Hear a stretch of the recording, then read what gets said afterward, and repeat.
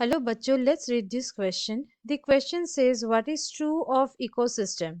Primary consumers are least dependent upon producers, or primary consumers outnumber producers, or producers are more than primary consumers, or secondary consumers are the largest and most powerful. इस question का की concept है कि यहाँ पे पूछा गया है ये जो चारों स्टेटमेंट्स यहाँ पे प्रोवाइड किया गया है इनमें से कौन सा एक इकोसिस्टम के लिए ट्रू है। पहला जो स्टेटमेंट है वहां पे बोला गया है कि प्राइमरी कंज्यूमर्स प्रोड्यूसर्स के ऊपर उतना भी डिपेंडेंट नहीं है। नेक्स्ट स्टेटमेंट में बोला गया है कि प्राइमरी कंज्यूमर्स का नंबर प्रोड्यूसर से बहुत ज्यादा होती है।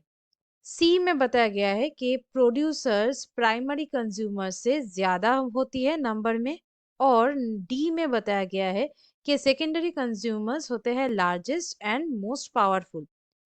यहाँ पे हम लोगों को ये जो चारों स्टेटमेंट दिया है इनमें से कौन सा सही है ये बतानी है। Let's start the discussion. Basically पहले जानना पड़ेगा कि इकोसिस्टम क्या होती है। इकोसिस्टम बेसिकली एक बायोलॉजिकल कम्युनिटी है। बायोलॉजिकल कम्युनिटी है। बेसिकली इकोसिस्टम बायोस्फीयर इसका स्ट्रक्चरल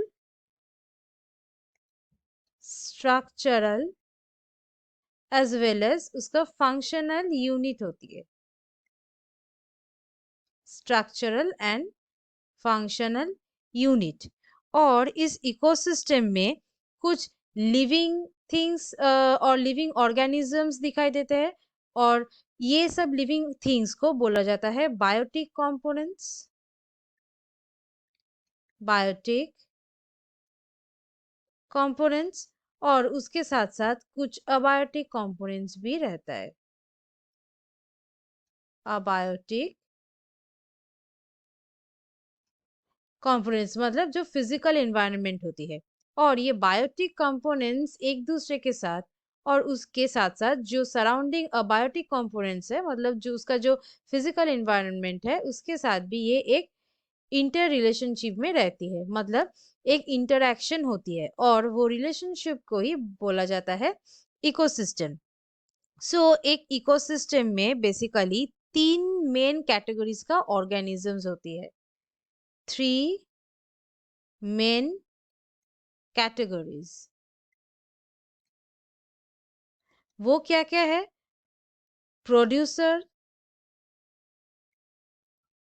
प्रोड्यूसर्स, उसके बाद है कंज्यूमर्स और डिकम्पोजर्स।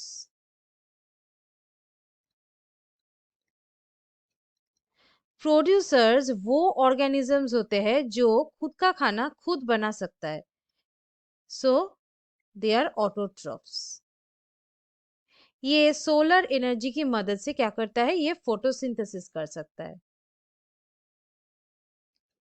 फोटोसिंथेसिस। ये फोटोसिंथेसिस में जो ग्लूकोज प्रिपेयर्ड होता है वो ग्लूकोज को कंज्यूम करता है ये कंज्यूमर्स। वो सेकेंडरी कंज्यूमर्स हो सकता है, primary consumers, tertiary consumers and so on. ये कंज्यूमर्स बेसिकली होते हैं हार्बिवोर्स और कार्निवोर्स। मतलब ये सब हेटेरोट्रॉफिक एनिमल्स है। हेटेरोट्रॉफिक एनिमल्स है जो खुद का खाना खुद बना नहीं सकता है, वो डिपेंड करते हैं ये ऑटोट्रॉफ्स के ऊपर। और एकदम लास्ट में है डिकम्पोजर्स। वो क्या करता है? अपना फूड मॉलिक्यूल्स ऑब्टेन कर सकता है जो डेड प्रोड्यूसर्स होते हैं और डेड कंज्यूमर्स होते हैं उनके बॉडी से। ये होते हैं सैप्रोट्रॉफिक एनिमल्स। ये हो गया सैप्रोट्रॉफ्स। ये डेड और डिकेइंग मैटर से अपना फूड मटेरियल ऑब्टेन करता है। प्रोड्यूसर्स ये जो कैटेगरी है, प्रोड्यूसर्स ये फोटोसिंथेसिस करके ग्लूकोज यानी कि ये सिंपल शुगर बना सकते हैं। इसलिए इसका नंबर सबसे ज्यादा होता है। इसके ऊपर डिपेंडेंट है कंज्यूमर्स और डिकम्पोजर्स। हेंस हम लोग बता सकते हैं कि producers are more than primary consumers. ये होगा यहाँ पे सही, क्योंकि बाकी यहाँ पे जो स्टेटमेंट्स दिया गया है वो गलत है। Primary consumers are less dependent on producers, ये गलत है, क्योंकि प्राइमरी कंज्यूमर्स प्रोड्यूसर्स के ऊपर ही डिपेंडेंट होते हैं।